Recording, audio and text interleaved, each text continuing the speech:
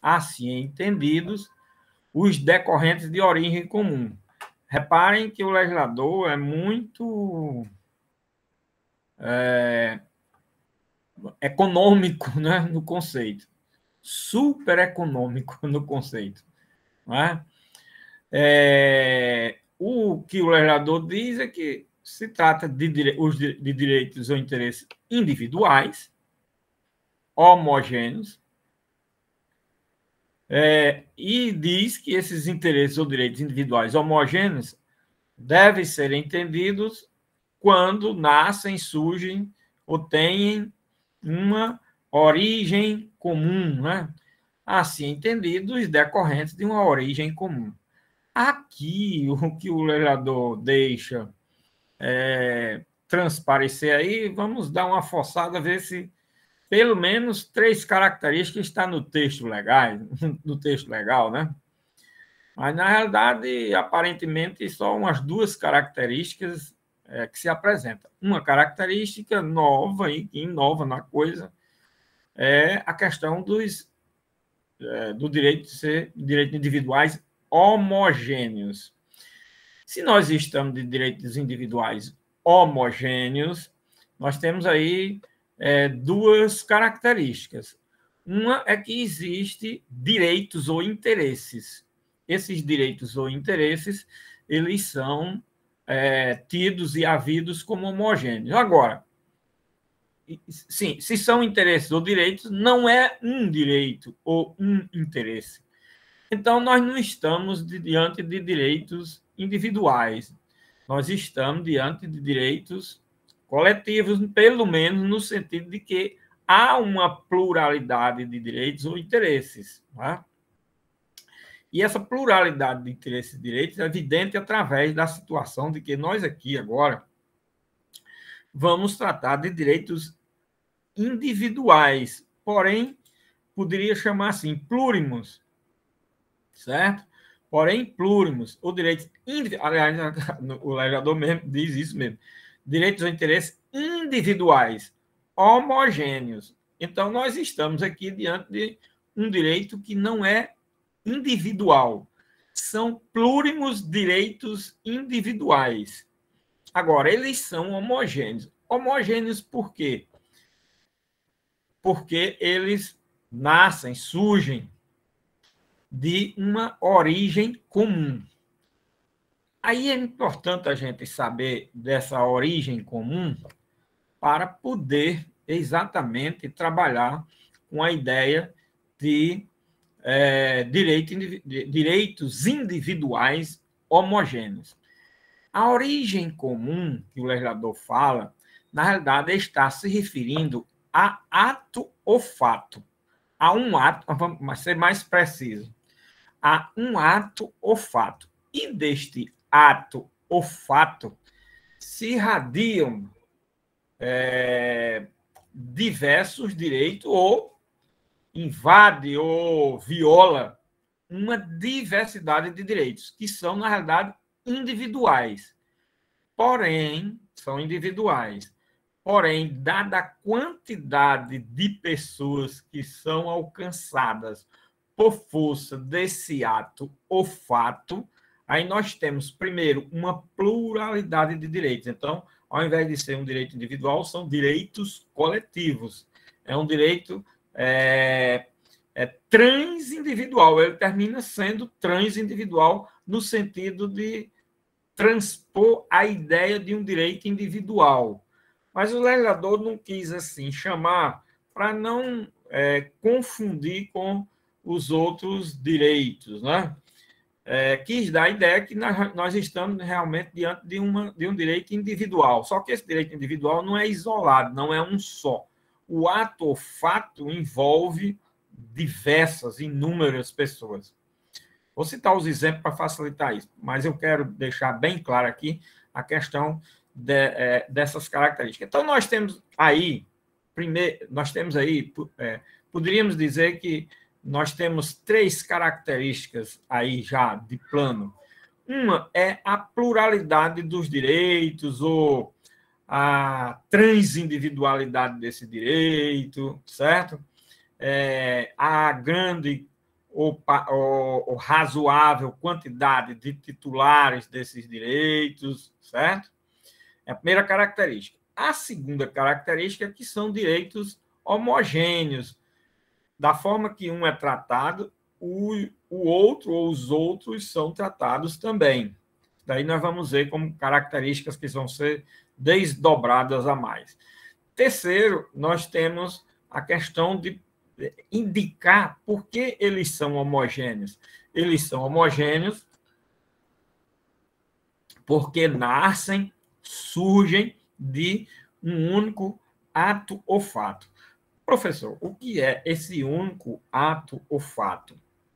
Bom, esse único ato ou fato é exatamente ato, uma lei, uma portaria, um provimento, um decreto. Esses são atos jurídicos. Uma decisão administrativa que alcança diversas pessoas, se estende os efeitos a diversas pessoas, principalmente decisões de colegiada, em tribunais, em colegiados das mais variadas espécies e formas, tá certo? Então, essas são espécies de atos que podem levar a irradiar uma diversidade de direitos, alcançando inúmeros titulares. 50, 100 mil, 10 mil, 1 milhão, 5 milhões, 90 milhões, 100 milhões, e vai por aí afora. Então, isso é o que caracteriza o ato, que é o tal do que o legislador chama de decorrente de uma origem comum. A outra situação decorrente dessa origem comum é um fato. Vocês sabem, isso eu estou falando tudo. Nós já estamos no final do curso, nós não estamos mais naquela base de tudo, eu tenho que explicar. Quando é uma coisa relativa a direito coletivo, eu tenho que explicar o conceito. Agora, muita coisa, ato ou fato, não é uma questão de direito coletivo, processual coletivo. Né? Isso é uma questão que vem desde a introdução ao direito, né? Mas principalmente em direito civil 1, teoria de direito civil, não sei como é que é vista aqui na Federal, na universidade. Acho que é a teoria geral do direito civil, do direito privado, não sei. Bom, então, né, o fato ele surge de um acontecimento, como, por exemplo, um acidente aéreo, um acidente ferroviário que envolve dezenas, centenas, milhares de pessoas. Um acidente aéreo, por menor que seja a quantidade de pessoas envolvidas, no sentido de ser 50, 100 pessoas, a não ser esses aviões pequenos que vêm a cair só com uma pessoa, 2, 3, 4, 5, mas esses comerciais que transportam 200, 300, 400 passageiros, 500, não sei quantos.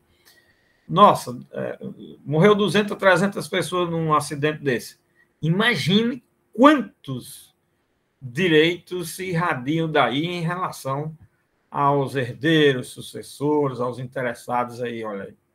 Agora que vão surgir na busca de seus direitos em razão de morte das vítimas de familiares, não é? Bom, então, aí não vou mais explicar aquela história do ato jurídico ter mais ou menos a vontade da participação da pessoa, o fato ocorre independentemente da vontade, aquelas características do ato e do fato que vocês já estudaram em mais de uma oportunidade, eu não vou estar aqui repetindo, mas é importante lembrar de tudo isso, porque é para poder a gente saber o significado de origem comum.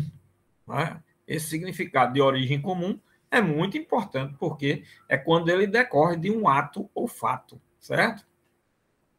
E aí nós temos o quê? Nós temos três características. Agora, outras características, nós vamos, essas três características, fazendo um esforço aí de leitura do dispositivo, a gente extrai do próprio texto da lei. Agora, outras características vão ser ainda apontadas, certo? Vai dar mais de 12 características, umas 15 características, vai dar ainda umas 12 características, e vão ser apontadas por força dessas circunstâncias que estão aí postas pelo legislador. Então, uma outra característica que nós podemos falar é o seguinte, quanto à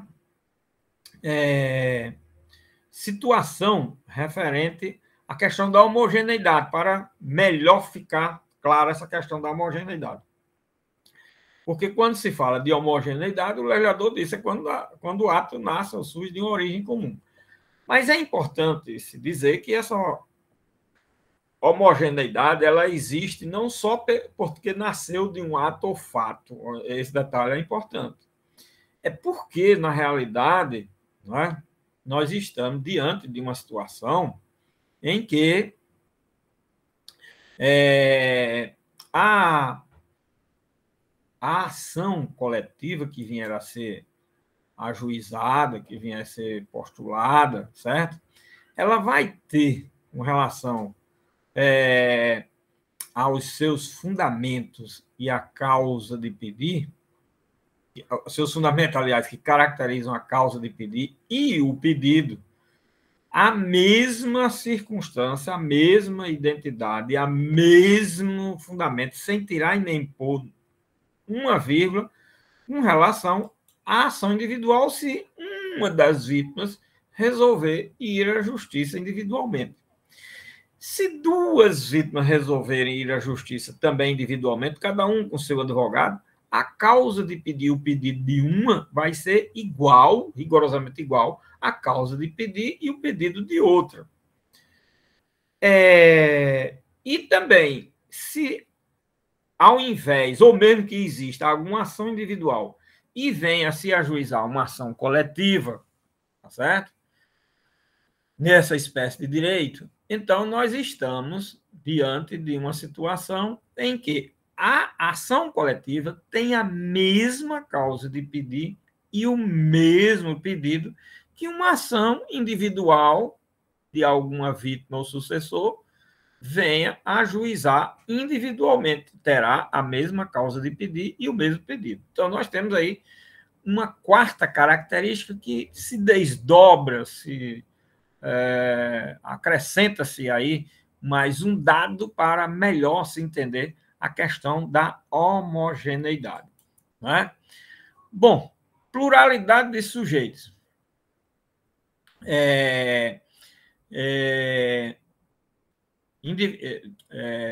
Pluralidade de sujeitos, homogeneidade, origem de um único fato ou ato, a questão da identidade do objeto das demandas. A quarta característica nós poderíamos colocar aí como identidade de objetos das demandas individuais com as coletivas ou individuais com individuais, tá certo? Agora, esse direito individual é um direito que é o quê? Como ele é direito individual e apenas é plurimo, vamos chamar assim, certo? Ele é divisível. Interessante. Ele é divisível. Por quê? Porque ele pertence a cada um dos titulares. Apenas são muitos titulares, não é?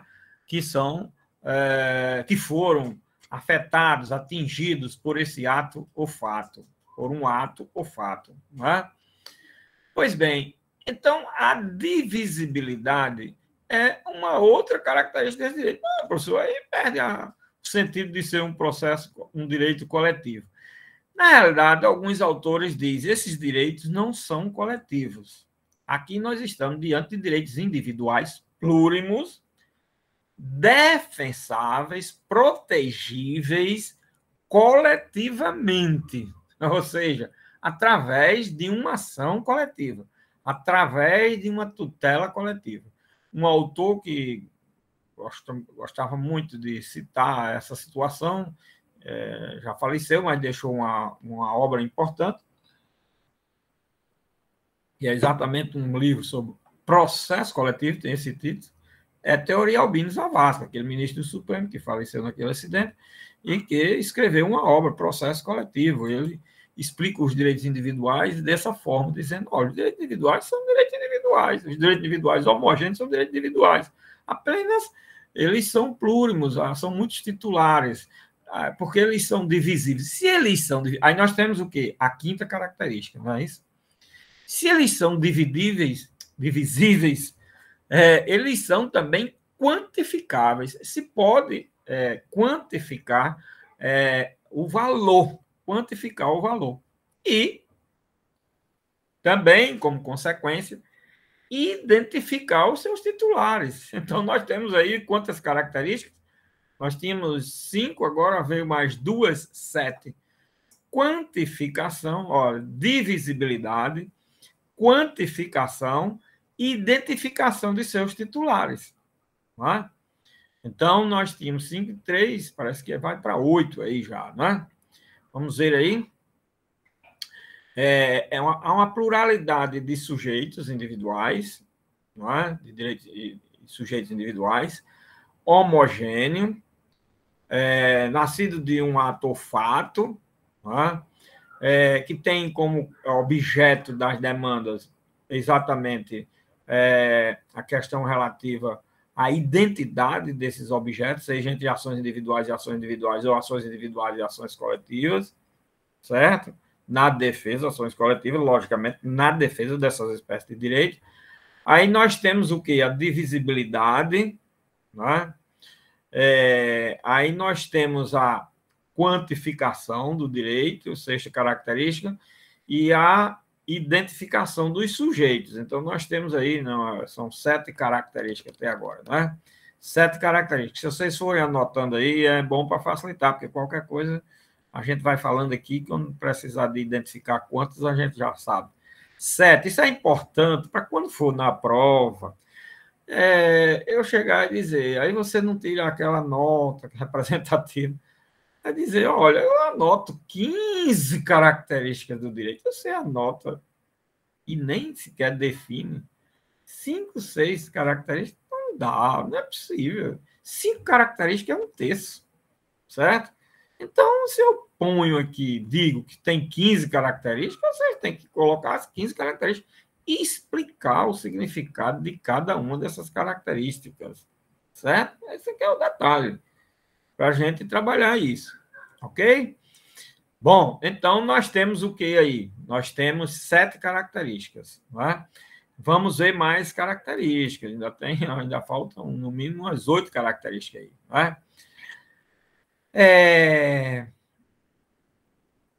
O que nós temos importante nessas características aí, principalmente essa circunstância que eu falei, de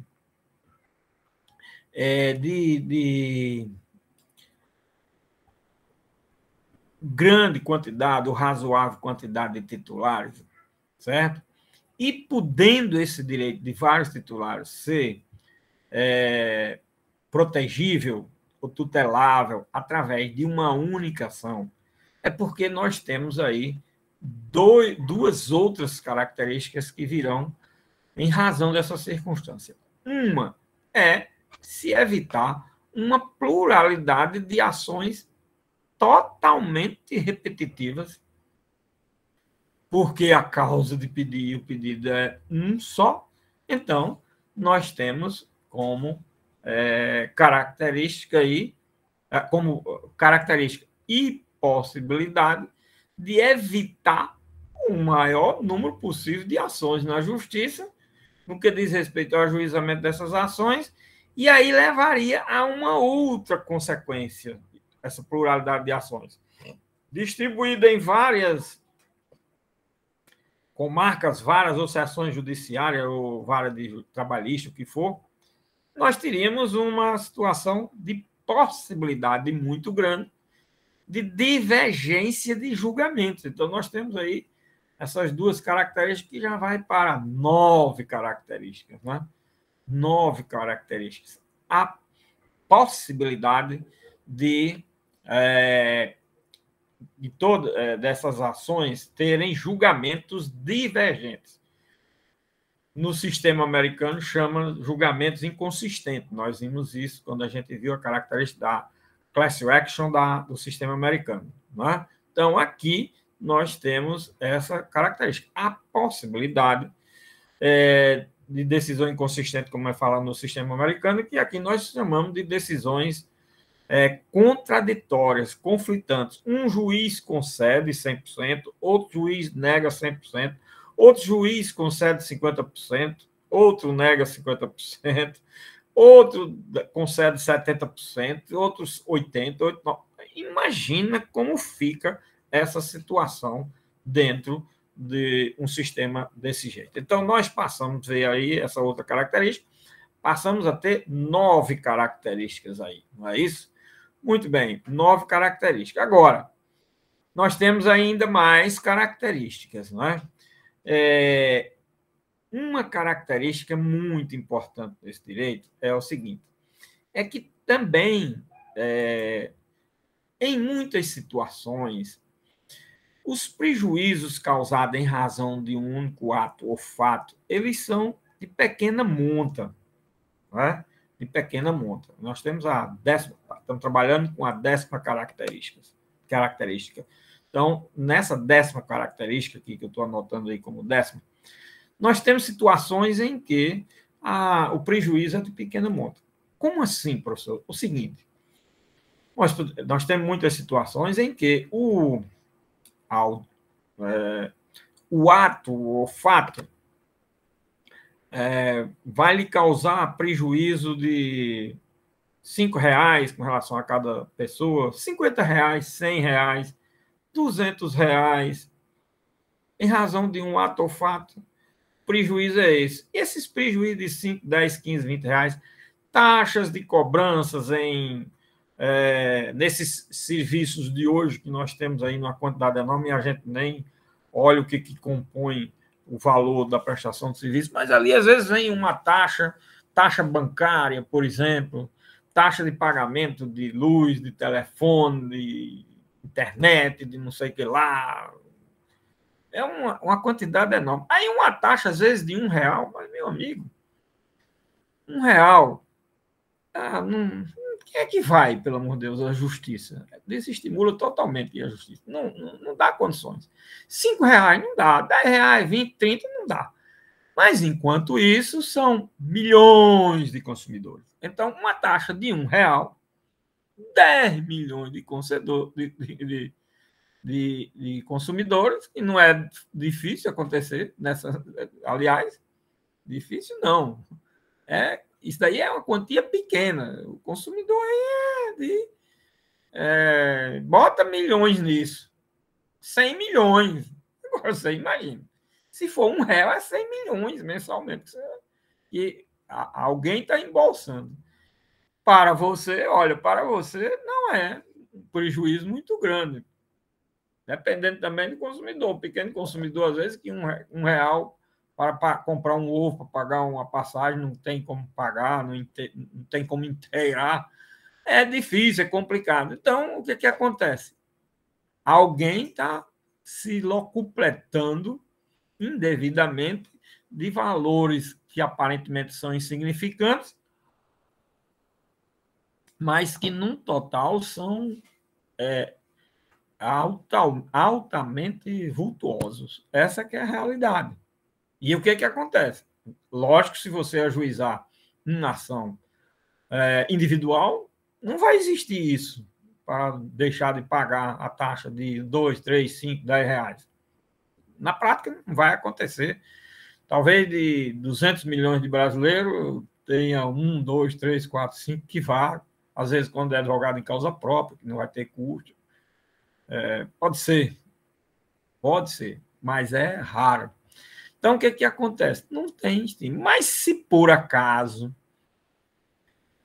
um dos legitimados dessas ações, que nós vamos ver mais na frente na questão da legitimidade, ajuizar essa ação, nós vamos ter aí uma vantagem extraordinária.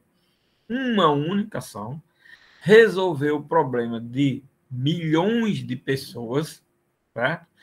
E, no mínimo, minimoro, evitar que essas pessoas continuem pagando o que é indevido, certo? Alguém se locupletando, enriquecendo ilicitamente às custas de um erro jurídico, um erro de direito, de interpretação, de, sei lá, ou mesmo por má fé, sei lá. Bom, neste caso, uma ação resolve. Olha aí como é importante. Uma pergunta que vocês poderiam fazer, mas ninguém aqui faz pergunta, é interessante nesse período, né? Eu não sei se ninguém está acompanhando a aula para fazer alguma pergunta. É dizer o seguinte, professor, você falou aí que faz cessar o pagamento, o enriquecimento ilícito desse beneficiário aí que está se beneficiando, se lá completando de uma taxa indevida, certo? Mas aí, quem já pagou um bocado de meses, bom, se quiser, depois de uma ação dessa, nós vamos ver isso mais na frente, de forma mais detalhada, depois de uma ação dessa, pode cobrar o valor acumulado desse. Aí vamos dizer que de 200, 300 reais, 500, 1.000, dependendo da quantidade, né? Às vezes compensa para você ir buscar individualmente o seu caso. Outras vezes não compensa, porque faz pouco tempo que você paga, né? Ou às vezes não compensa para todos, porque faz pouco tempo que vem sendo cobrada aquela taxa, não faz muito tempo, então não dá um valor significativo. Mas tem um outro detalhe, nós vamos ver, quando a gente analisar o artigo 100 do Código do Consumidor, que pode haver um cumprimento de sentença, ou uma execução, como o legislador chama, certo? Pelos próprios legitimados extraordinários, que são os legitimados para essa ação, de executar o valor globalmente, não é para os consumidores, vamos chamar assim, as vítimas e sucessoras, mas é para os terceiros interessados, os titulares desse direito, mas é para um fundo chamado Fundo de Direitos Difusos, certo? Em favor da sociedade, que esse fundo vai destinar esses valores para questões de políticas públicas, por exemplo, como a gente está trabalhando com o Código do Consumidor, em matéria de consumo, certo?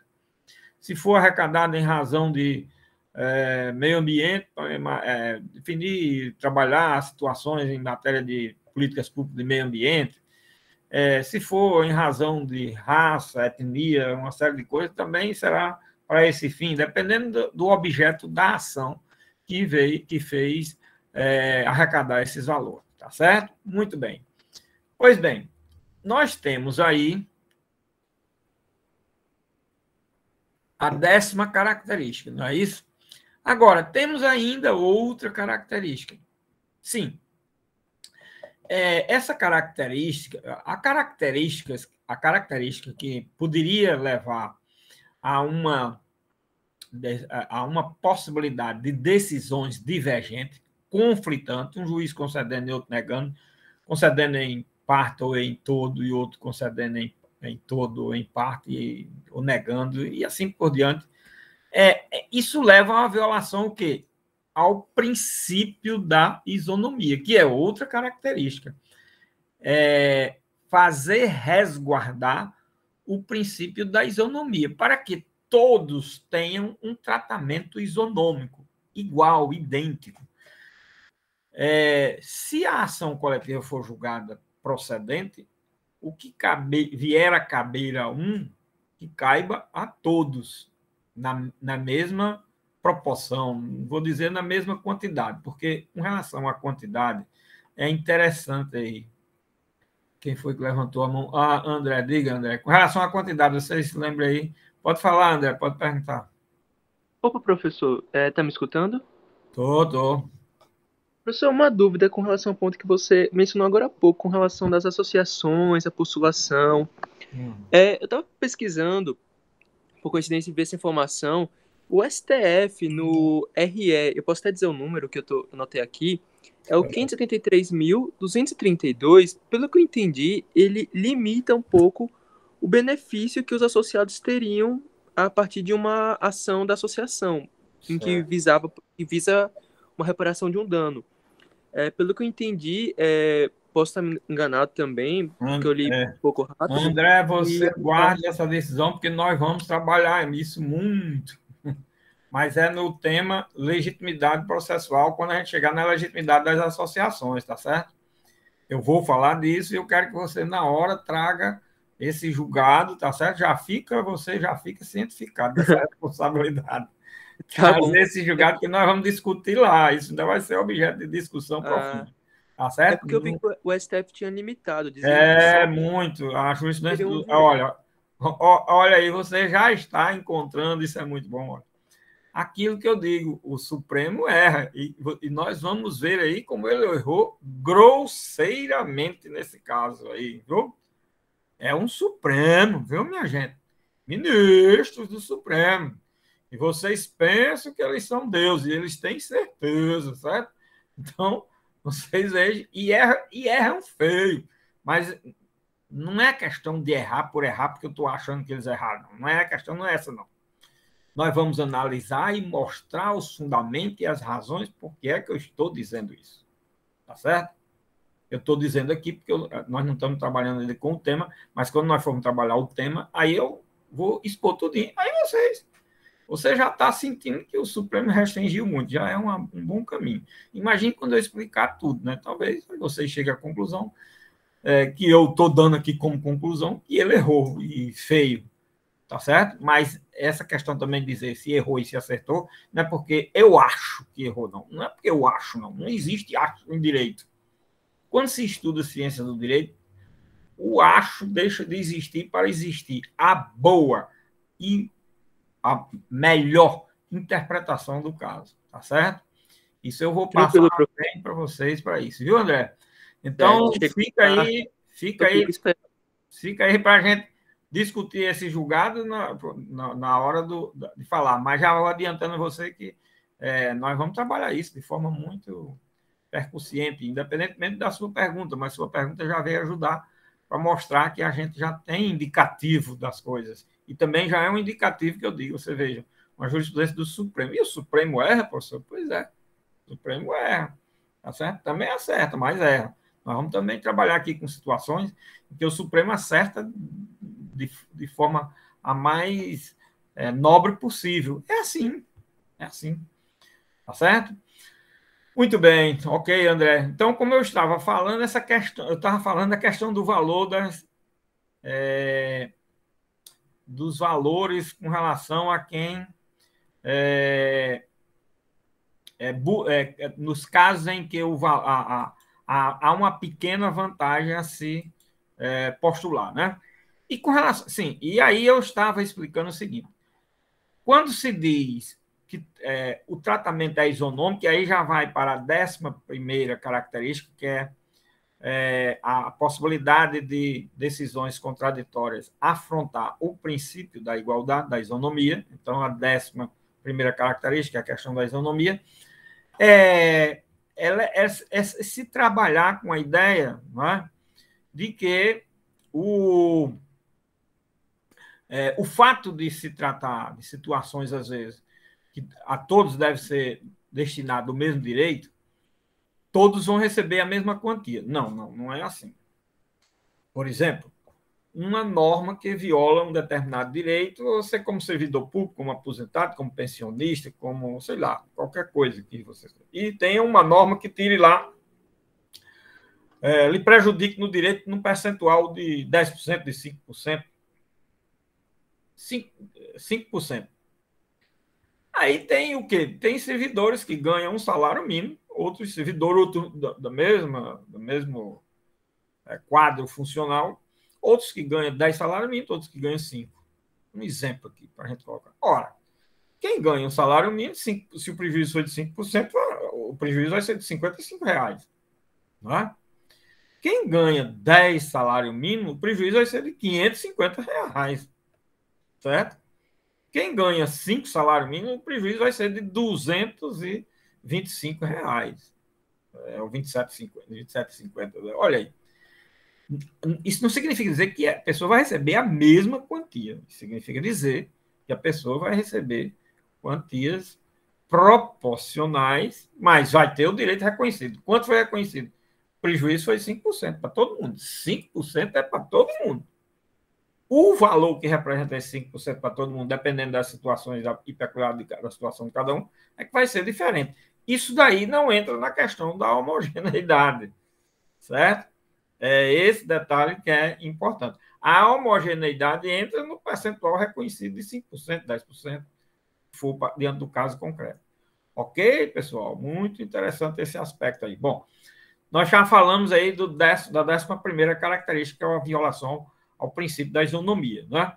Bom, vamos a outra situação, que é o seguinte, é a situação concernente aos direitos dos hipossuficientes, né? Determinadas circunstâncias em que os titulares de direitos a serem postulados são hipossuficientes. Bom, se eles são hipossuficientes, não vão conseguir ir à justiça. Então, a situação de hipossuficiente pode inviabilizar, às vezes, o valor até que é, principalmente para um hipossuficiente, o valor é até significativo, expressivo, principalmente quando se trata de hipossuficiente. Mas ele não tem condições de ir à justiça, porque a justiça é cara, a justiça é burocrática, e essa burocracia leva custos, você tem que deslocar, você tem que pagar taxas, você tem que pagar despesa, procurar um advogado, e vai por aí afora. Então, o que acontece?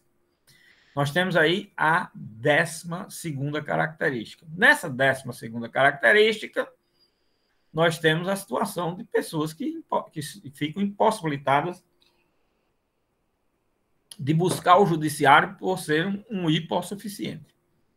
Bom, isso viola o quê? O princípio do acesso à justiça. Aí desdobra-se para a 13ª característica, não é isso? 12ª é a hipossuficiência, e o hipossuficiente, por não poder ir à justiça, fica inviabilizado de postular o seu direito, de tutelar o seu direito, de ajuizar uma ação. Isso desdobra no princípio de falta de acesso à justiça, impossibilidade de acesso à justiça, que é a 13ª característica, não é isso? A hipossuficiência é a 12ª, a violação ao princípio do acesso à justiça é a 13ª, não é isso? Então, nós temos aí o quê? Nós temos exatamente a situação de alguém que pode estar diante de um direito, ou alguém não, ou muitas pessoas diante de um direito que lhe é claro, evidente, patente, se você for ao judiciário vai conseguir sucesso, mas as condições econômicas, financeiras não permitem. Então, nós estamos diante dessa impossibilidade. E, consequentemente, vai haver uma violação ao princípio do acesso à justiça. Então, 12ª e 13ª características do direito individual. Tá vendo? Bom, ainda temos o quê? Nós temos os chamados fatores psicológicos, né? Que esses fatores psicológicos levam a você ser desestimulado a ir ao judiciário. Nossa, como esses fatores psicológicos talvez seja uma das características que mais pode provocar a não utilização do exercício dos direitos por alguém que tenha o seu direito violado. Certo? Isso se dá, às vezes, em massa. Quais são esses fatores psicológicos, professor? Bom, eu, na época de juiz, era muito interessante. Às vezes, eu recebia a seguinte informação. Uma pessoa tinha direito a alguma coisa, ou do INSS, ou de um depósito indevido, ou de uma taxa que pagava excessivamente, de alguma coisa aí. Aí um amigo, um conhecido dele, chegava e dizia, olha, rapaz, olha esse negócio, e conversavam sobre o assunto, mas não é que eu fui na justiça, não fui à justiça e obtive sucesso, eu recebi minha taxa, minha devolução do valor, recebi meu direito, meu percentual, o juiz mandou reajustar. Onde foi isso? Na Justiça Federal.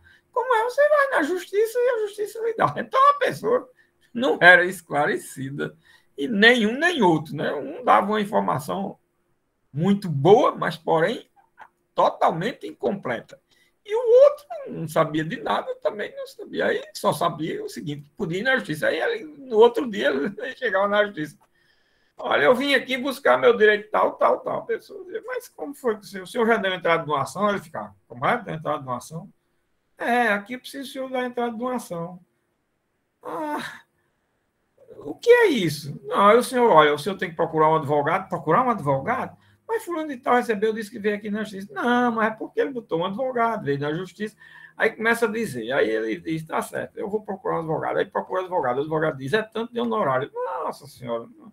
Vai dizer que eu vou procurar um advogado, onde é que vai ter? Não, gratuito, tem lá na OAB, tem na prática jurídica, tem o defensor público, o defensor vai dizer que não tem, já está cheio, não vai poder atender mais ninguém. Aí ele diz, meu amigo, esse é meu direito, eu não vou conseguir desse jeito.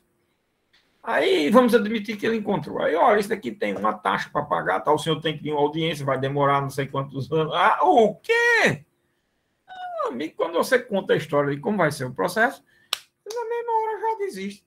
Fatores psicológicos. Então, é a 14ª característica, ficou em fatores psicológicos. Mas quem é que está levantando a mão aí? Quem é que está querendo fazer uma pergunta, por favor, pode fazer. Tem alguém com a mão levantada e baixou aqui. Ainda quer fazer a pergunta? Quem é que estava para perguntar? Pode perguntar, por favor. Bom. Vamos aí mais. O que é mais? 14ª. 14 características a gente já vai tirando só daquela expressãozinha. Interesse ou direitos individuais homogêneos, assim entendidos, os de origem comum. Só essa expressãozinha a gente já disse até agora 14 características. Vou citar mais uma para completar 15, para ficar em um número arredondado, que os outros dois direitos deixei no número arredondado de 10, vou deixar aqui de 15, tá certo? E a 15ª característica, professor, a 15ª característica seria ou é a questão relativa aos efeitos da sentença numa ação coletiva em matéria de direitos individuais homogêneos, certo? Muito bem. Uma ação coletiva na defesa de direitos individuais homogêneos, ela tem efeito da sentença, o efeito da sentença após o trânsito em julgado, isso nós vamos estudar lá no artigo 103 do Código do Consumidor também, ainda nessa parte da teoria geral do processo coletivo, tá certo? E o que nós temos aí é exatamente a situação que leva aqui, uma vez proferida a sentença num processo dessa natureza, os efeitos da sentença se estendem a todos que estão naquela situação jurídica. Essa característica é muito importante, interessante. Não é? A todos que estão naquela situação jurídica, independentemente de estar organizado num sindicato, numa associação, no que for. Ninguém está associado a nada, mas é titular de um direito em razão de ser funcionário público, em razão de ser trabalhador de tal coisa, por pertencer a uma determinada situação jurídica que levou ali a atingir, e dentre aquela sua situação tem centenas, milhares de pessoas que estão na mesma situação. Aí também nós temos o quê? Com relação a esse aspecto. Nós temos os casos em que as pessoas estão organizadas em grupo, categoria ou classe, vai defender o seu direito através desse representante, né, do seu representante. Mas outros não, olha, outros não estão organizados em grupo, categoria ou classe. Por isso é que é um dado interessante, quando se trata, por exemplo, de acidente aéreo, ninguém se organiza para dizer, vamos fazer parte de uma associação na defesa do acidente aéreo. Até porque, enquanto não existe o acidente aéreo, não se pode definir o objeto da constituição da associação. Né? Mas depois de um acidente aéreo, é muito frequente, muito comum, não é só acidente aéreo, acidentes, vamos chamar assim, acidentes que envolvam dezenas, centenas de pessoas, tá certo? Então, isso torna o quê?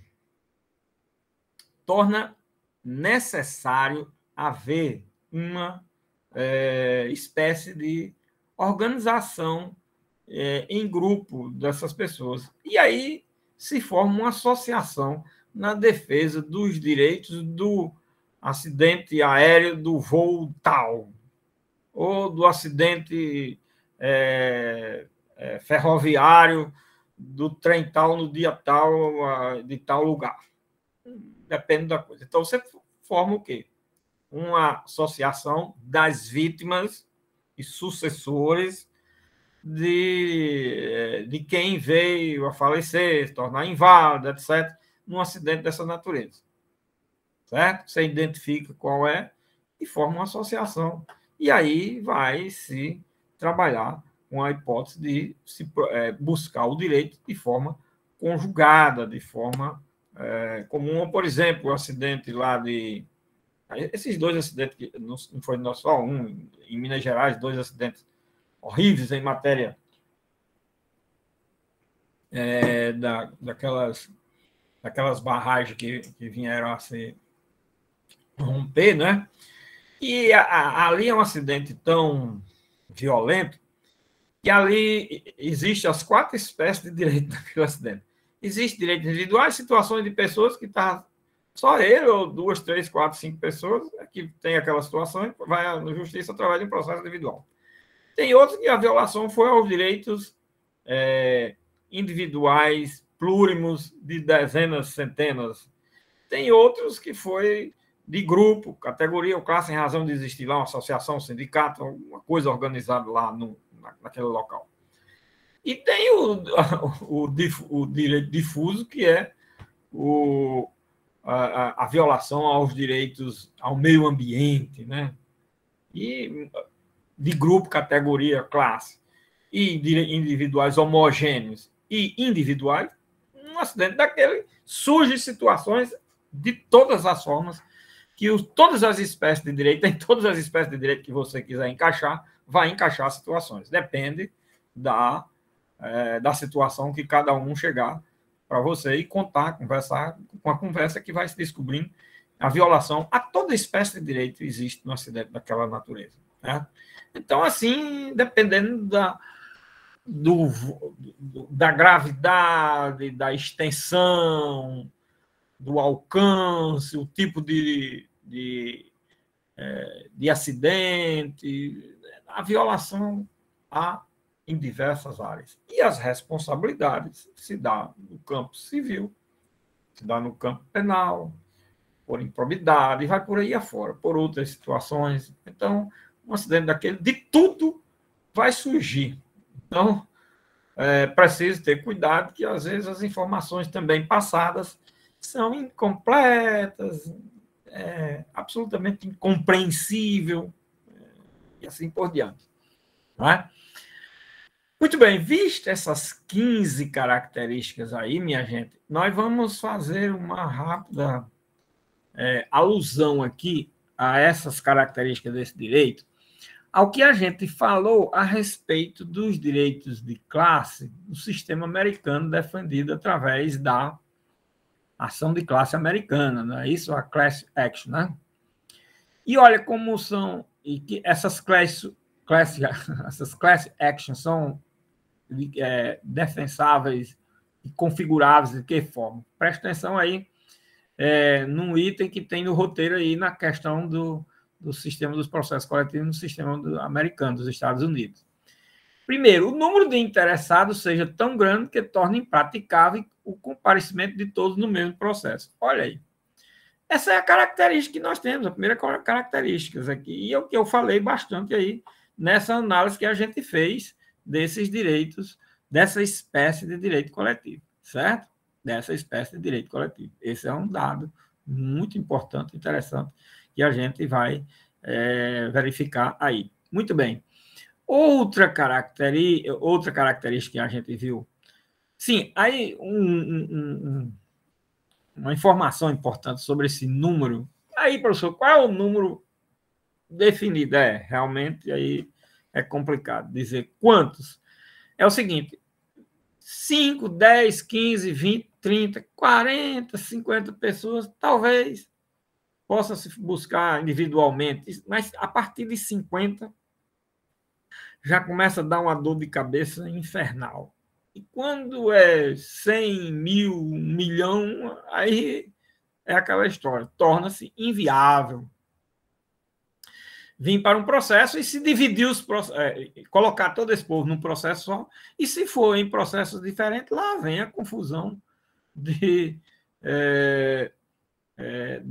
decisões conflitantes. Aí uns negam, outros concedem, e as situações são as mais constrangedoras. Uma vez um advogado me contou que ele estava no escritório e chegou um cliente e disse: olha, ele tinha chamado o cliente e o cliente foi lá.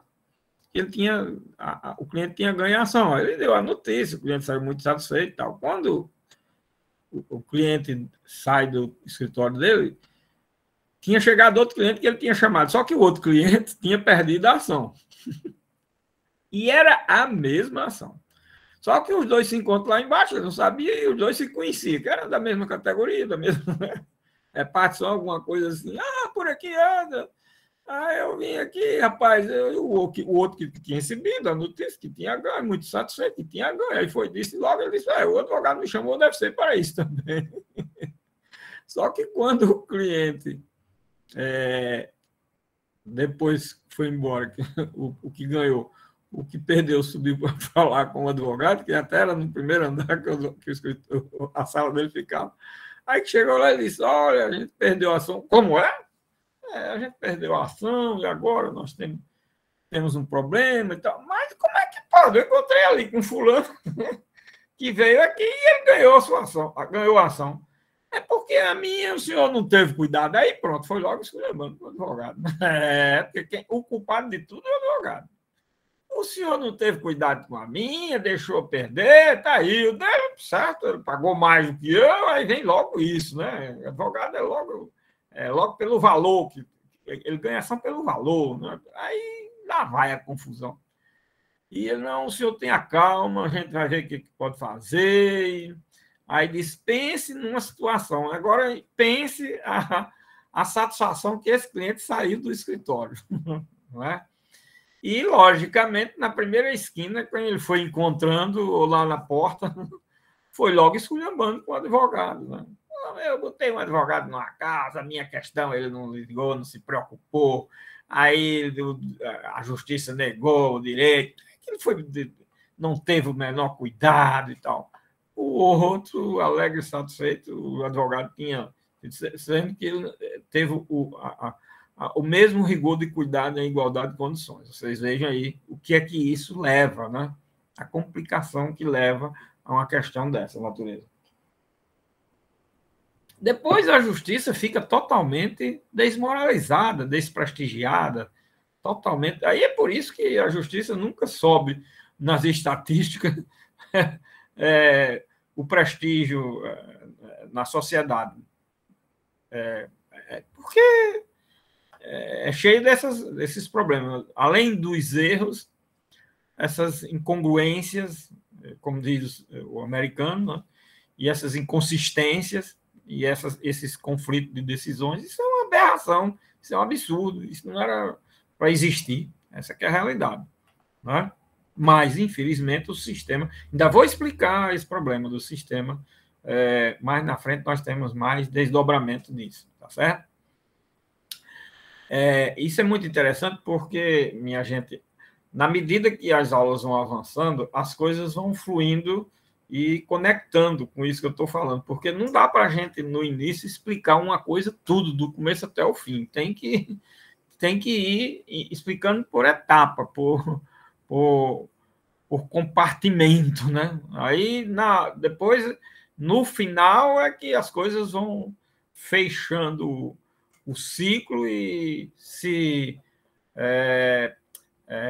e se conectando e, ao final, havendo a perfeita harmonia e congruência, tá certo? Isso é uma coisa que, no início, a gente fica muito ansioso, quem está com vocês, mas o próprio professor tem que se pedir um pouco de paciência e, aos poucos, a gente vai, logicamente, fechando os raciocínios das coisas, tá bom?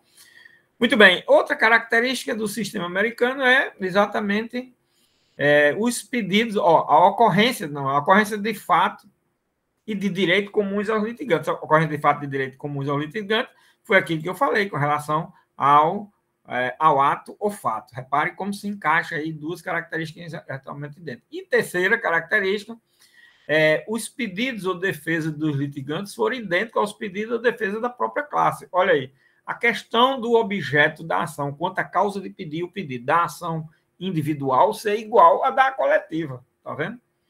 E ainda, aqui tem uma característica que não que essa característica ela está presente na questão da legitimidade, certo?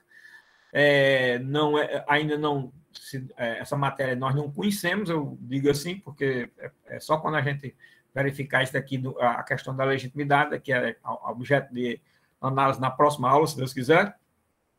A certificação de que os representantes da categoria estejam técnica e adequadamente instrumentados para atender ao interesse da classe. Lembrem-se dessa característica, que é muito interessante, mas ela não é, logicamente, compreendida e compreensível agora. E ainda são analisados os seguintes aspectos, que não poderão se apresentar como óbvios. A admissão de demandas isoladas de vários membros do grupo pode levar a julgamentos inconsistentes. Olha aquilo que eu falei. Quanto à legalidade da conduta do opositor do grupo, ou cria o risco que decisões concernentes a alguns membros poderiam ter eficácia dispositiva quanto aos interesses de outros membros. Quer dizer, não haver conflito com relação à situação de um e de outro e ser, logicamente, situações idênticas que levam a julgamento idêntico, que teria que levar a julgamento idêntico. E muitas das vezes o que acontece é que um juiz pode entender de uma forma e outro entender de outra. Isso é um absurdo, mas é só o que acontece diariamente no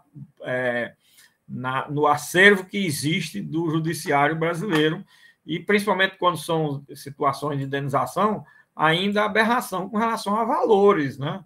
Mesmo quando se trata de uma indenização por danos morais, por exemplo, os danos morais, que deveria ser com relação à vida, e um recebe 20, outro 50, outro 1 milhão, outro 500 mil, e é assim, é uma loucura, imagina.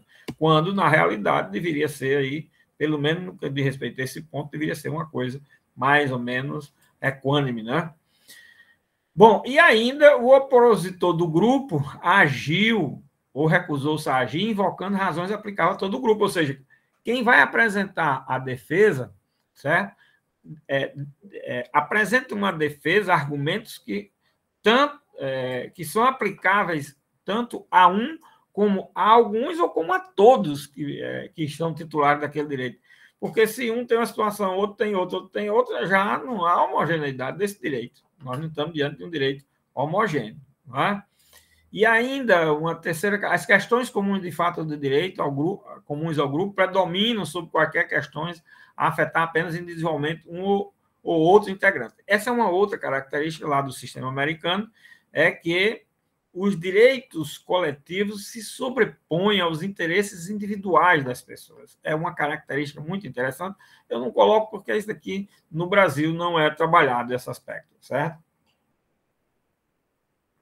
É a única que não tem essa característica, e a outra que não tem como característica que a gente colocou até agora é a questão da legitimidade, que é a quarta característica do item anterior que eu falei, e que no sistema brasileiro não é dessa forma. E nós vamos saber por quê. Não é? Esse aqui é o detalhe.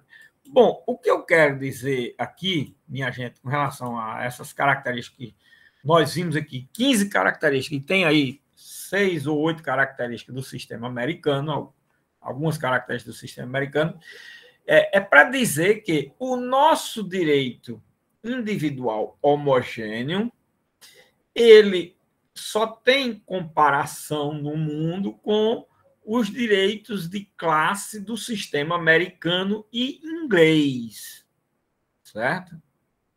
Esse ponto é importante, certo? E por que é que se afirma isso? Porque Ada Pellegrini Linoven escreveu lá nos comentários ao Código do Consumidor pelos autores do anteprojeto. Eu já falei a vocês que um dos livros bons para estudar essa matéria, principalmente na parte da teoria geral, é a parte do capítulo do Código do Consumidor comentado pelos autores do anteprojeto. Tem esse Código do Consumidor dizendo exatamente isso. Código do Consumidor comentado pelos autores do anteprojeto, que é Ada Pellegrini e outros. E na parte do título 3 do Código do Consumidor, quem comenta essa parte, uma parte é Ada Pellegrini, outro Kazuo Watanabe, que são e outros autores que foram autores do anteprojeto do Código do Consumidor. Que, aliás, esses autores do anteprojeto do Código do Consumidor foram quase os mesmos autores do anteprojeto da Lei da Ação Civil Pública, que tinha sido editada em 85. E aí, em 95 anos depois, logicamente, quase que a mesma comissão foi também a comissão para o anteprojeto do Código do Consumidor. E aí, no Código do Consumidor, se criou esse título 3 do Código com relação aos direitos coletivos, certo? Bom, então, Ada Pellegrini, ela já começa a explicar essa situação desses direitos individuais homogêneos no Brasil em igualdade de condições com esses direitos de classe, objeto de ações de classe no sistema americano. Não é? E ela disse isso, escreveu na época muito sobre isso e tal. Só que ela, tempos depois do Código do Consumidor, ela fez uma pesquisa, sei lá, há uns 20 ou 30 anos, o Código do Consumidor tem 30 anos. Uns 10 anos depois, tem mais aí uns 20 anos. O Código do Consumidor tem 30? Tem já 32 já fazer, né? 31 já. Aí ela, uns 10 ou 15 anos depois, ela foi fazer um estudo lá nos Estados Unidos. Ela passou uns 2 ou 3 meses, certo?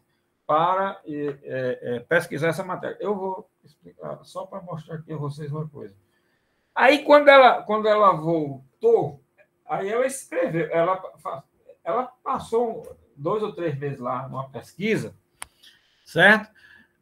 Para chegar à conclusão, numa pesquisa de campo e pessoalmente assistindo julgamentos e pesquisando julgados precedentes do sistema americano, para constatar realmente o que é que nós tínhamos de identidade entre esses direitos individuais homogêneos brasileiros e esses direitos de classe do sistema americano. E ela concluiu, nessa pesquisa que passou lá, que realmente nossos direitos são idênticos. E ela faz o levantamento, aponta todo. Aí ela escreveu, eu só não recordo agora, vou pegar depois o volume da revista. Aí ela escreveu um trabalho na revista de Direito de Processo, revista de Processo, certo? Essa revista de Processo é a revista da RT, que já está, sei lá, no volume aí 300 e tanto, 200 e tanto, 300 e tanto, não, 200 e tanto, deixa eu ver aqui um dos mais novos, eu tenho uma ideia. Já vai no volume quase 300, não é?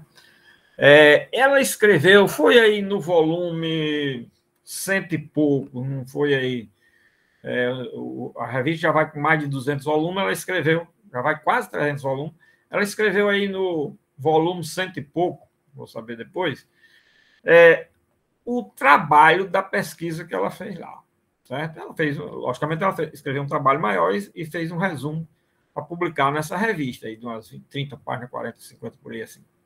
Ela fez um resumo e publicou nessa revista, mostrando de forma detalhada que os direitos individuais homogêneos do sistema jurídico brasileiro correspondem exatamente em todas as suas características. O último volume já é 313, Pois é, por aí assim. E aí, ela mostrando isso, reitera aquilo que ela tinha afirmado, mas apenas com base na doutrina pesquisada, em bibliografia pesquisada. Mas esse segundo trabalho que ela escreveu com base num período de pesquisa onde ela foi não só pesquisar os precedentes do sistema americano, lá mesmo, lá nos Estados Unidos, como também acompanhar os julgamentos e presenciar pessoalmente exatamente como se dava esse sistema. Ela pesquisou em tribunais, em escritórios de advocacia, nas universidades e nas bibliotecas, né? A parte da bibliografia. Muito interessante. Aí o trabalho veio a confirmar isso, né? E isso é um dado interessante para poder a gente, qualquer coisa, se abeberar desse. É importante para poder a gente, quando quiser aprofundar estudos sobre a matéria, se vai buscar as raízes lá do sistema americano e, logicamente, poder aplicar. Infelizmente, o sistema jurídico brasileiro ainda não houve um aperfeiçoamento do Código do Consumidor, nem temos um Código de Processo Coletivo, temos um Código de Processo Coletivo, talvez viesse a aperfeiçoar mais o sistema, porque o Código do Consumidor, de 90, estava ali, logo depois que a Constituição tinha sido promulgada, estava muito recente, muita coisa precisaria hoje ser adaptada, né? Como, por exemplo, a ação de improbidade administrativa, que é de 92, foi alterada agora, e me parece que a maioria das alterações, apesar dos muita gente aí achar, e a imprensa, levado pela imprensa, conduzido pelo que os outros dizem, sem nenhuma análise, mas eu achei a reforma excepcional, porque ela tem uma base estrutural, coloca uma série de situações de harmonização entre a ação civil pública, a ação de responsabilidade das empresas contra o poder público, que é a chamada ação anticorrupção das empresas, coloca as coisas no seu devido lugar e atende aos princípios constitucionais com muito maior boa sistematização e evidência em relação ao texto anterior. Essa que é a realidade. Quando a gente estudar, eu vou mostrar isso. Infelizmente, tem uns artigos na lei que é interessante, que é preciso que o legislador diga, que é uma coisa que a própria doutrina diz, que o judiciário, a justiça podia aplicar, mas, infelizmente, minha gente, mesmo o legislador dizendo que tem muita gente que é contra a lei, né? Porque a lei é altamente... me parece que o texto novo fica bem adequado à base principiológica da Constituição, e aí ninguém quer se sujeitar à regra jurídica, nem à Constituição, nem a nada. Se quer decidir como se quer decidir. Então, decide-se como se quer, não decidir como se quer. Logicamente, não quer ter freio, né? E aí, você vê, hoje, por exemplo, Lênin Luiz Streck escreve um artigo muito bom no Conjunto, quem vocês quiserem dar uma lida, é um artigo. Lendo esse artigo, a gente lê, é muito interessante. E nesse artigo de hoje, ele escreve sobre o juízo de garantia, né? E é muito interessante o artigo, Lênin Luiz Streck é muito preparado, e ele escrevendo em relação ao que evoluiu no mundo, né? Em termos de juízo de garantia. E uma das coisas que ele diz é muito interessante. Tem gente que é contra o juiz de garantia e contra garantia. Olha, nem um troglodita deveria ser. E se fosse, seria perdoável, porque se trata de um troglodita. Agora, uma pessoa ser formada em direito e ser contra as garantias e deixar agir e deixar que as coisas aconteçam à margem e em afronta à lei, não merece sequer comentar, né? Não merece sequer comentar. Eu vejo desse jeito. Eu tenho 53 anos, minha gente, que vivo dentro de justiça. Só a minha vida toda foi dentro de justiça. Já vi todo tipo de aberração possível e imaginável na minha vida. Mas eu nunca tinha e nem imaginava que na minha vida eu ia chegar um momento da minha vida de eu alcançar a barbárie que é o judiciário de hoje e as categorias jurídicas como elas estão agindo hoje, o processo administrativo, a Ave Maria, meu Deus, clamam aos céus, clamam aos céus. Não imaginava, não pensava.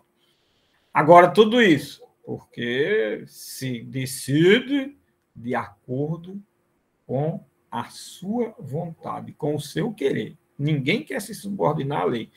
Aí começa, por exemplo, quando houve a reforma do trabalhista, que é bom ou ruim, não quero saber de valorar se é bom ou ruim ou que não é.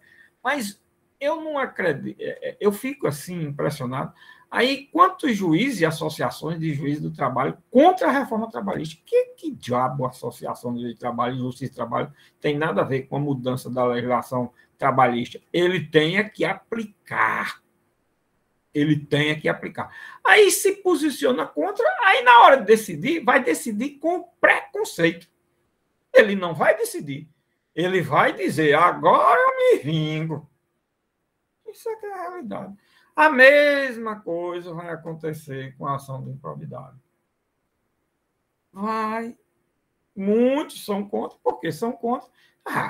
O legislador faz isso daí, mas eu nem dou nem cabimento. Aí isso é estado de direito ou é estado de calamidade? Eu vejo como um estado de calamidade. Mas é isso que vai se ver, principalmente nesses primeiros 10 anos. Espero que nesses primeiros 10 anos essa mentalidade tacanha modifique, sei lá, também vejo aí muita esperança, não tenho muita esperança não. Mas, sei lá, pode ser, a gente não pode prever futuro, não, mas pelo menos nos próximos 100 anos, ver se muda, sei lá, quanto tempo. Ver se o homem se torna mais civilizado e ver se as pessoas têm consciência do seu papel na sociedade. Meu amigo, se você não quiser ser juiz, se você não quiser ser um julgador, para que diabo você foi? Não, mas você não foi, você não é julgador. Você talvez tenha ido para a profissão para ser um vingador. Talvez, sei lá. Se for, amigo velho, coitado da nossa sociedade. Eu estou vendo aí que o futuro não está muito bom, não. Não vejo, não, porque eu vejo diariamente as aberrações. E aí vê um juiz, as associações e algumas associações contra o juiz de garantia. Minha Nossa Senhora. Meu Deus. Sei não. É complicado, é difícil, viu, minha gente? E tem que acreditar no direito ainda. Pois é, eu ainda estou acreditando. Eu acredito no direito. Não acredito nada, muito pouco, com relação a quem lida com o direito. É outra coisa. Por isso que eu estou aqui, para passar para vocês os informes. Só os informes, né? Não sei se vocês vão agir dessa forma. Eu espero que, pelo amor de Deus, se vocês quiserem ser juiz, ou Ministério Público, procurador, o que for, faça cada um o seu papel. Acabou-se, não tem isso, não. Não precisa. Olha, nós já temos um papel muito importante. Eu passei minha vida, exerci todas essas atividades de advogado, de promotor, de juiz. Achei que fiz o meu papel e tinha muita coisa a fazer, e tem. E sou professor para passar informações, dados, elementos para que seja atuado. Atuei na minha vida como professor e profissional nessas áreas achando a coisa melhor do mundo, casando perfeitamente essa história de dizer uma coisa é teoria, outra coisa é prática. Isso daí é cretinice de quem já quer desviar do caminho. Pois eu casei muito bem. Eu procurava encaixar as coisas exatamente para poder. O direito é direito ou não é direito? Que história é essa que o direito, eu estudo direito como direito e na hora de aplicar não vou aplicar como direito? Que história é essa? Existe isso. Vou aplicar como direito.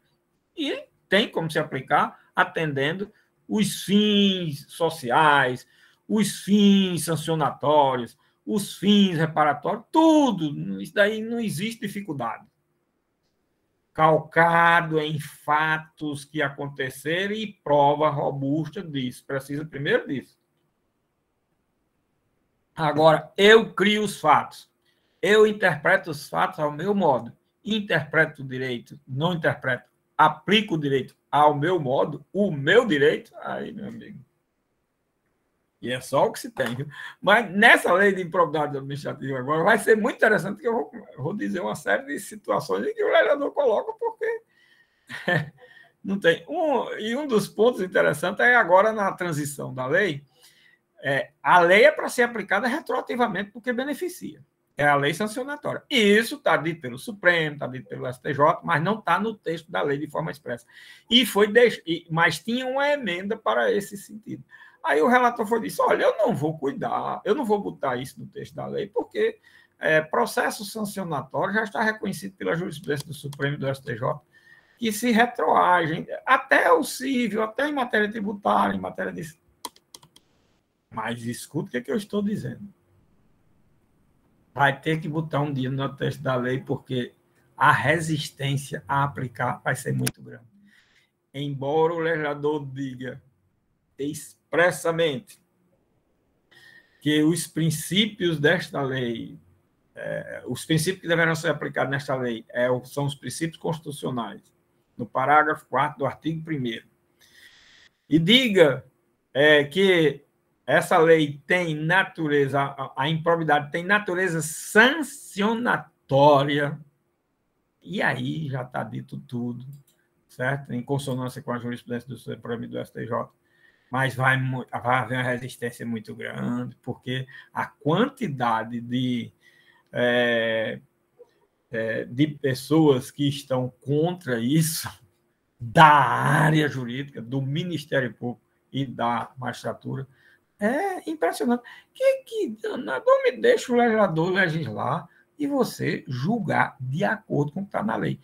Fazendo a interpretação e fazendo o papel de julgador, não é juiz boca da lei. Não é isso. É juiz intérprete, que tem muita coisa para se fazer, que eu estou mostrando aí, inclusive para se entender, compreender os próprios institutos jurídicos.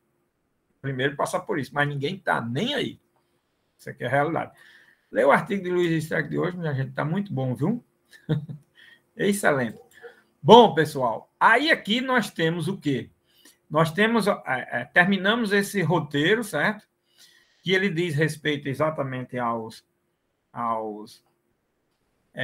primeiro tema dessa matéria, que é o objeto do processo coletivo. O objeto do processo coletivo são os direitos coletivos no campo do direito material, como objeto da demanda. Esse elemento é importante. Quais são os elementos da demanda? Sujeito, objeto e forma.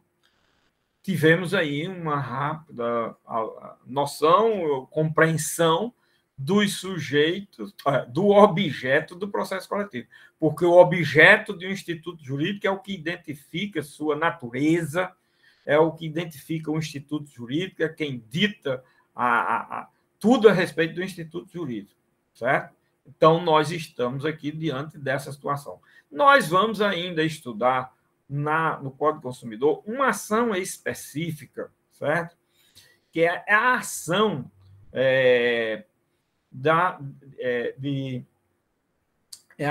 acho que é artigo 90, por ali assim, do Código do Consumidor, que é a ação de defesa dos direitos individuais homogêneos, certo? Aí nós vamos lá voltar a trabalhar muita coisa que não foi vista também aqui, tá certo? E temos ainda a questão dos efeitos da sentença, temos ainda a questão da execução, que está, inclusive, nessa parte da ação coletiva na defesa, a ação civil coletiva na defesa de direitos individuais homogêneos. Está lá no Código do Consumidor, nós vamos ver isso, tá certo? E também a questão da legitimidade, que é o próximo tema que nós vamos trabalhar. Eu queria já deixar aqui para vocês, vamos dar uma informaçãozinha que vocês vão gostar muito. Segunda-feira é o seguinte, segunda-feira a universidade vai gozar do chamado feriado, ponto facultativo, que foi a denominação, vai ser segunda-feira, tá certo? Então, segunda-feira